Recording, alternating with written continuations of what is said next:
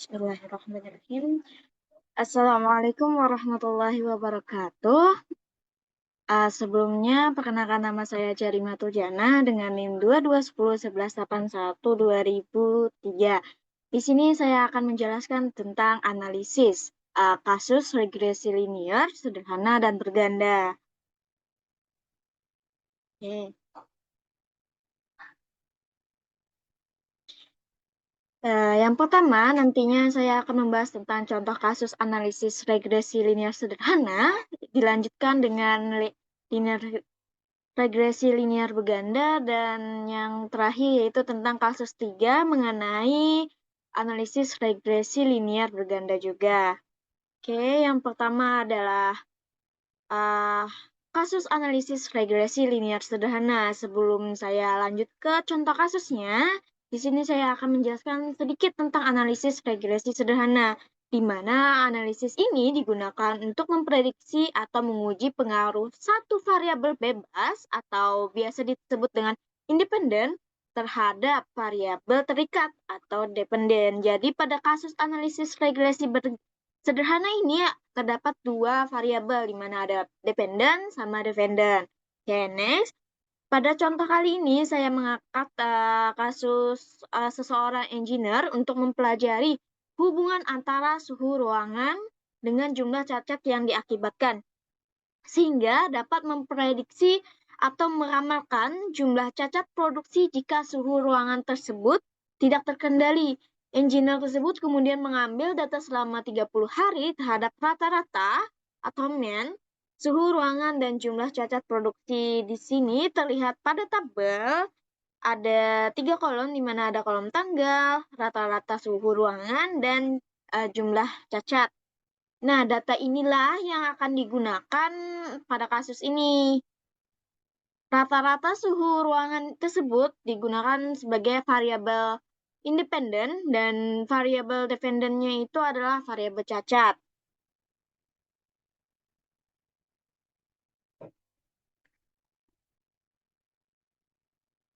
Oke, next.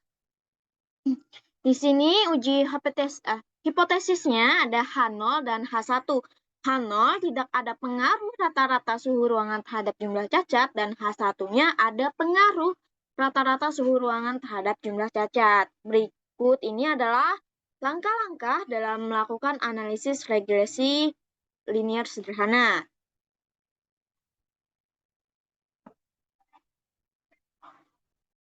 Berikut ini adalah langkah-langkah untuk menganalisis analisisnya, yaitu regresi linier sederhana. Langkah pertama itu kita klik aplikasi BMSTSS-nya.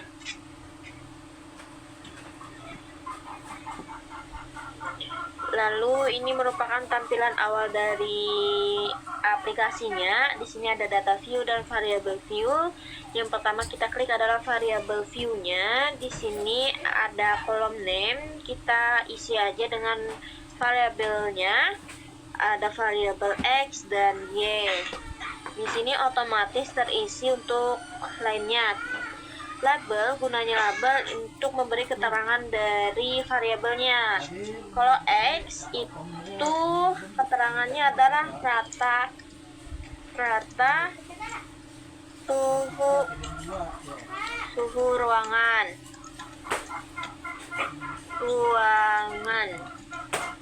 Kalau Y itu adalah jumlah cacat. Oke, untuk labelnya sudah diketik, lalu kita pindah ke measure-nya. Measure-nya kita ganti menjadi scale. Di sini sudah semuanya terisi, maka kita pindah ke data view. Di data view kita di sini sudah otomatis variabelnya ada X dan Y. Tinggal kita memasukkan data-datanya saja. Selanjutnya kita pindah ke Excel untuk mengcopy datanya. Jadi kita tinggal copy saja. Oke, copy. Setelah copy kita pindah ke aplikasinya lagi, lalu kita Ctrl V untuk mempaste.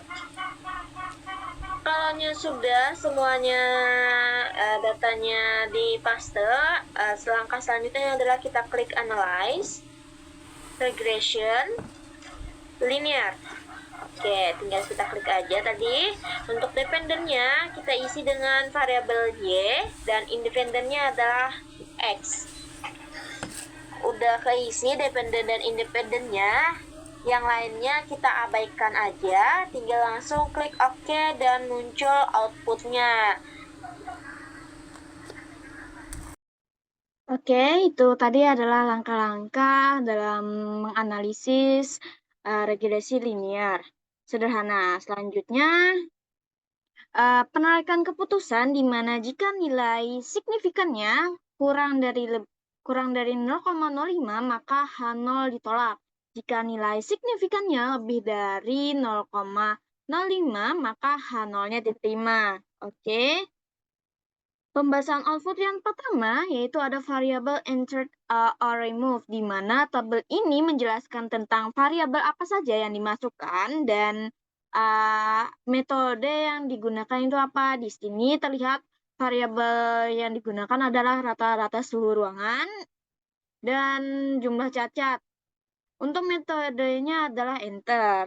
Terus untuk output yang kedua itu ada model summary, di mana di sini tabel ini menjelaskan besarnya nilai korelasi hubungan yaitu di R besar ini yaitu 0,955 dan juga dijelaskan besarnya persentase pengaruh variabel bebas terhadap variabel terikat yaitu yang disebut dengan koefisien determinasi yang merupakan hasil dari pengkuadratan dari CR ini.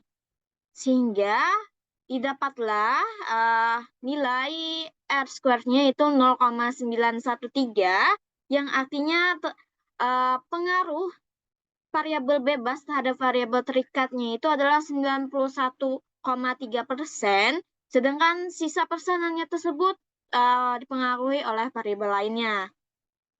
Untuk output yang ketiga yaitu ada ANOVA, di mana pada tabel ini menjelaskan apakah pengaruh nyata dari variabel rata-rata suhu ruangan terhadap jumlah cacat. Dari output tersebut terlihat bahwasanya nilai sigma itu yaitu 0,000, yang dimana nilai sigma ini kurang dari 0,05 berdasarkan penarikan kesimpulan diperoleh bahwa H0-nya itu ditolak. Sehingga tidak karena H0-nya ditolak maka H1-nya diterima. H1-nya itu tadi ada perbedaan nyata antar pengaruh rata-rata suhu ruangan terhadap jumlah cacat. Berarti H0-nya ditolak, H1-nya diterima. Oke, next. Untuk pembahasan selanjutnya yaitu coefficient, di mana pada tabel ini kita mengambil di unstandardized coefficient di B untuk koefisien persamaan model yang akan terbentuk dan juga dilihat nilai sigma ini juga. Nilai sigma ini kurang dari 0,05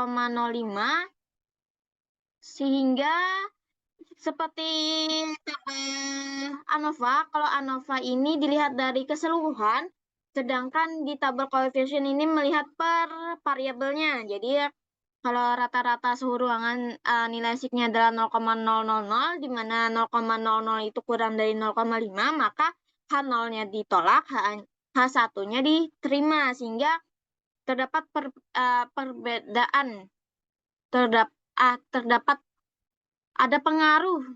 Maksudnya itu ada pengaruh yang signifikan terhadap rata-rata suhu ruangan dengan terhadap jumlah cacat. Mohon maaf tadi kalau ada salah penyebutan, seharusnya ada pengaruhnya.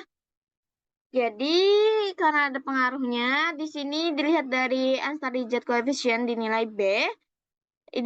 Dinilai sinilah yang akan membentuk model regresi linear sederhana, yaitu di mana konstantanya itu negatif positif 24,381 dan untuk variabel X-nya rata-rata suhu ruangannya adalah 1,450 X. Inilah model regresi linear sederhana yang terbentuk gitu. Oke. Selanjutnya, jadi kesimpulan pada kasus ini yaitu di mana adanya pengaruh yang signifikan rata-rata suhu ruangan terhadap jumlah cacat gitu. Next, untuk contoh kedua yaitu ada contoh kasus analisis regresi linear berganda. Jadi analisis regresi linear berganda ini merupakan suatu metode atau teknik analisis hipotesis penelitian untuk menguji ada tidaknya pengaruh antara variabel 1, variabel 2, variabel 3, atau variabel lainnya terhadap variabel terikat gitu. Jadi ada banyak variabel yang namanya juga berganda, berarti ada banyak variabel yang dimasukkan. Sebelum melakukan analisis regresi linear berganda, itu harus uji asumsi klasik, di mana uji asumsi klasik ini memuat yaitu uji normalitas, linearitas, multikolinearitas, heteroskedasititas, dan autokorelasi. Tapi pada kali ini, karena lebih mengarah ke regresi linear bergandanya saja, maka di sini fokusnya cuma ke regresi linear berganda. Oke, next. Untuk contoh kasusnya yaitu diduga bahwasannya besar nilai tergantung pada besar skor kecerdasan dan frekuensi membolos. Untuk keperluan tersebut, maka dilakukanlah pengamat terhadap 12 orang siswa dengan mencatat frekuensi membolos, skor tes kecerdasan, dan nilai ujian. Data dari variabel tersebut yaitu seperti ini. Ada skor tes kecerdasan, frekuensi membolos, nilai ujian. Jadi seorang guru atau seseorang ingin melihat bahwasannya apakah ada pengaruhnya skor tes kecerdasan dan frekuensi membolos terhadap nilai ujian. Oke. Uji hipotesisnya itu H0-nya tidak ada pengaruh skor tes kecerdasan dan frekuensi membolos terhadap nilai ujian. H1-nya ada pengaruh skor tes kecerdasan dan frekuensi membolos terhadap nilai ujian. Oke, untuk langkah-langkahnya. Untuk langkah-langkah regresi linear berganda, yang pertama adalah kita buka aplikasi IBM SPSS Statistik versi 21. Mungkin dari yang lain bisa versi berapapun bisa, tinggal kita klik.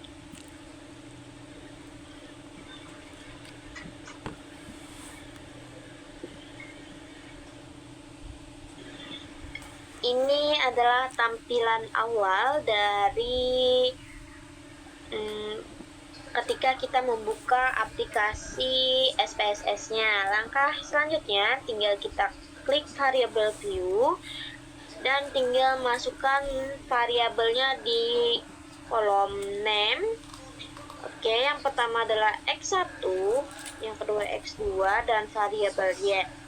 Untuk memberi keterangan X1 itu apa, kita ketikkan di label. Tinggal kita masukkan keterangannya apa. Skor tes kecerdasan.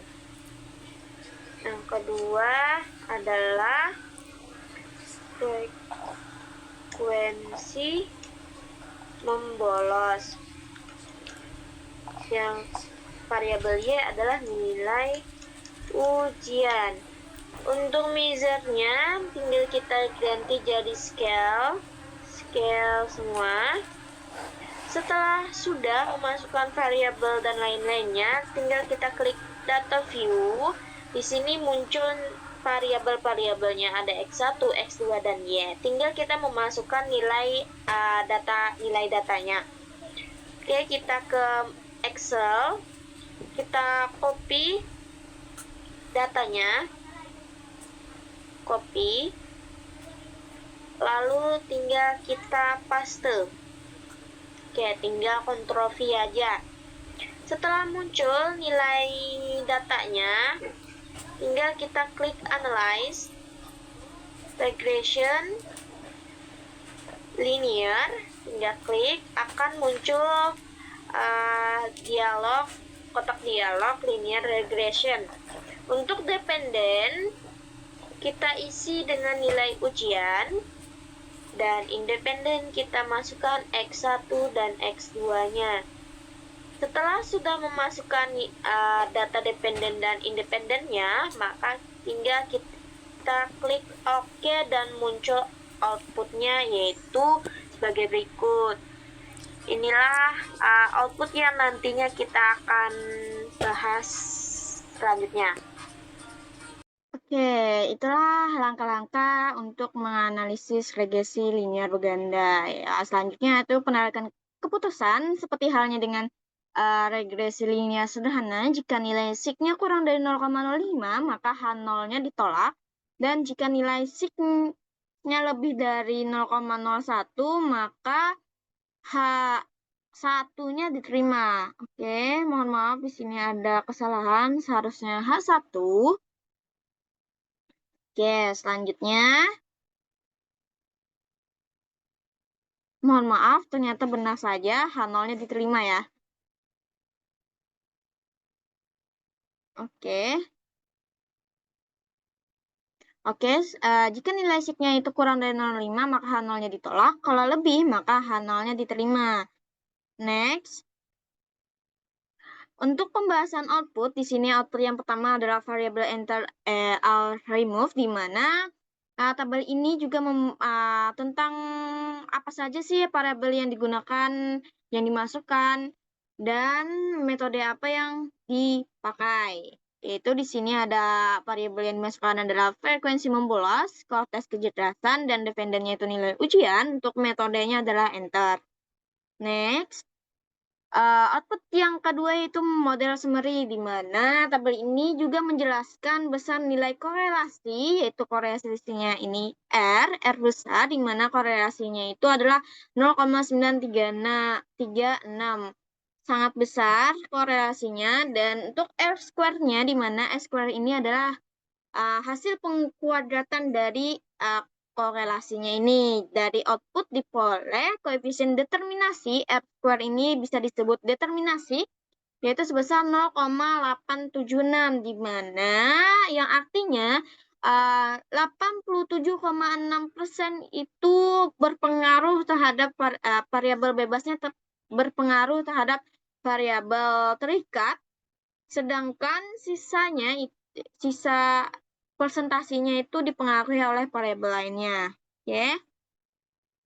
Next, untuk ANOVA ini secara keseluruhan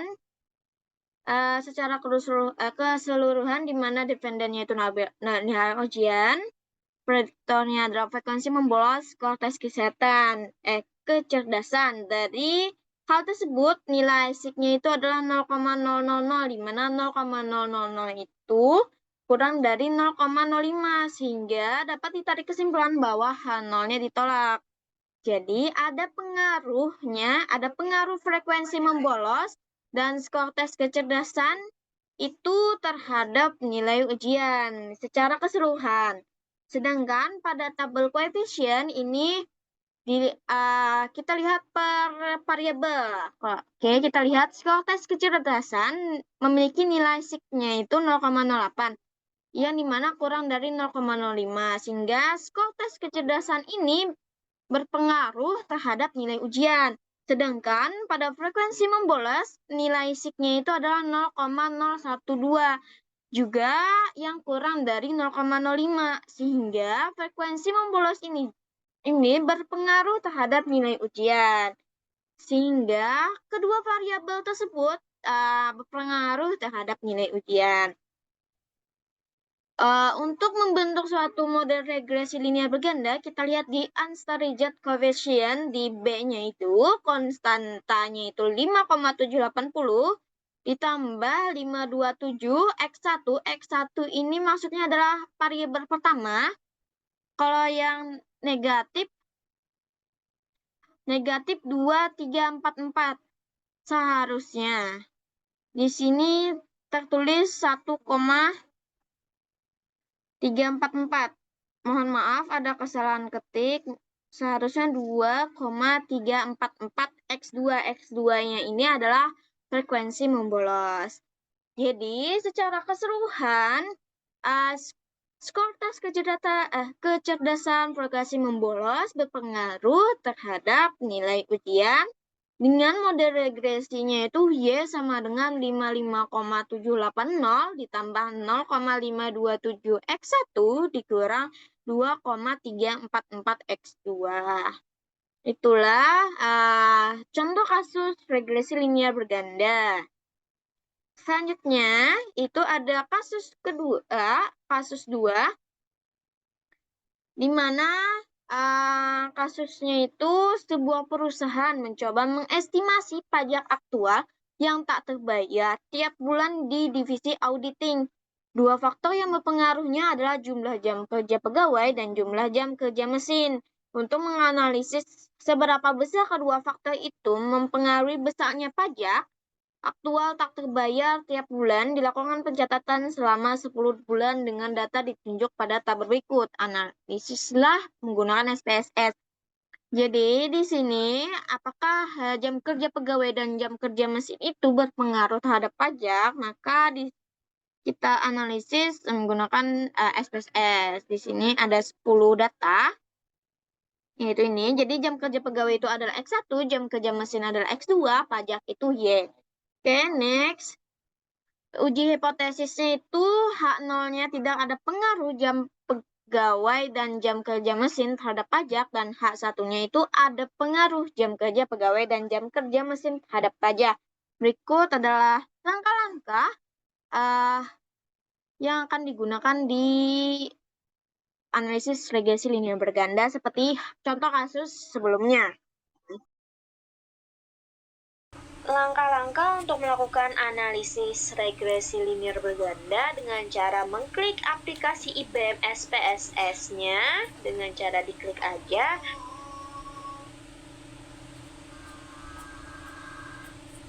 Lalu untuk tampilan pertama seperti ini. Di sini ada data view dan variable view, maka kita pilih variable view dulu untuk mengetikkan variabel apa yang termasuk di dalam ke analisis regresi linear berganda. Oke, kita ketikkan X1, X2, dan Y. Untuk memberi keterangan terhadap variabel X1, X2 maupun Y itu di label di sini. Tinggal kita ketikkan keterangannya. Untuk X1 kita ketikkan jam kerja pegawai. Untuk X2 jam kerja mesin, dan Y untuk pajak. Untuk measure-nya kita ganti menjadi scale. Kita ganti scale semuanya. Kalau sudah semua terisi, maka kita klik data view, maka akan muncul di sini variabel X1, X2, dan Y. Lalu kita masukkan data-datanya. Tinggal kita pergi ke Excel, maka kita kopikan saja. Tinggal kita copy. Oke, copy. Lalu kita pastekan di sini, tinggal Ctrl V. Akan muncul nilai-nilainya. Setelah muncul nilai, maka kita lanjut ke Analyze. Klik Analyze. Regression linear. Kita klik regression, terus klik linear, maka akan muncul kotak linear regression. Untuk dependent kita masukkan Y, dan independen kita masukkan X1 dan X2. Lalu kita abaikan yang lain, tinggal klik OK. Akan muncul outputnya seperti ini. Oke, itu adalah langkah-langkahnya. Selanjutnya kita akan memasuki penarikan ke keputusan atau penaikan kesimpulan, di mana seperti sebelum-sebelumnya lagi, jika nilainya kurang dari 0,05 maka H0-nya ditolak, sedangkan kalau lebih maka H0-nya diterima. Oke, untuk pembahasan output yang pertama itu adalah variable entered or removed, di mana pada tabel ini menjelaskan tentang variabel apa saja yang dimasukkan dan metode apa yang digunakan. Pada kasus ini, variabel yang dimasukkan adalah jam kerja mesin dan jam kerja pegawai, terus itu dependennya itu adalah pajak, dan metode yang digunakan adalah enter. Oke, untuk output yang kedua yaitu tentang model summary, di mana pada tabel ini menjelaskan besar nilai korelasinya, yaitu di tabel R. R ini korelasi, di mana nilainya itu 0,854, di mana sangat berkorelasi jam kerja mesin, jam kerja pegawai terhadap pajak. Oke. Terus itu untuk R-square-nya atau nilai koefisien determinasinya yaitu sebesar 0,729, di mana 72,9% berpengaruh variabel dependennya terhadap variabel terikat, dan sisa dari persentase tersebut merupakan pengaruh variabel lainnya.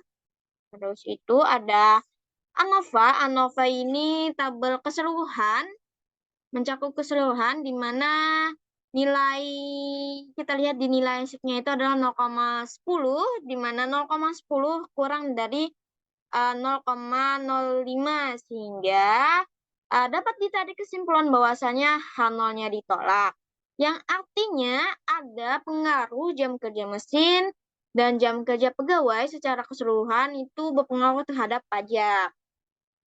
Terus itu pada tabel koefisien di sini menjelaskan per variabel apakah dia berpengaruh terhadap pajak atau tidak. Oke, dilihat di nilai SIP-nya. Untuk jam kerja pegawai itu adalah 0,10, di mana 0,10 itu kurang dari 0,05, sehingga jam kerja pegawai ini berpengaruh terhadap pajak. Sedangkan pada jam kerja mesin itu nilai SIP-nya itu adalah 0,105, di mana 0,105 ini lebih besar dari 0,05, sehingga H0-nya diterima. Karena H0 diterima berarti tidak ada pengaruh jam kerja mesin terhadap pajak. Nah, tadi itu pada koefisien ini jam kerja pegawai yang berpengaruh, sedangkan jam kerja mesin tidak berpengaruh. Sedangkan secara keseluruhan jam kerja mesin dan jam kerja pegawai itu berpengaruh terhadap pajak. Untuk membentuk model regresi linear berganda, kita lihat di unstabilized coefficient-nya di nilai B, di mana konstantanya itu negatif 13,820 ditambah jam kerja pegawai ini adalah X1, maka 1,099 X1 ditambah dengan jam kerja mesin itu adalah X2, maka nilainya itu 0,564 X2. Dan inilah model regresi linear bergandanya. Jadi, kesimpulan akhirnya yaitu secara keseluruhan jam kerja pegawai, jam kerja mesin itu berpengaruh terhadap pajak, sedangkan secara per variabel jam kerja pegawai itu berpengaruh, sedangkan jam kerja mesin itu tidak berpengaruh terhadap pajak. Oke.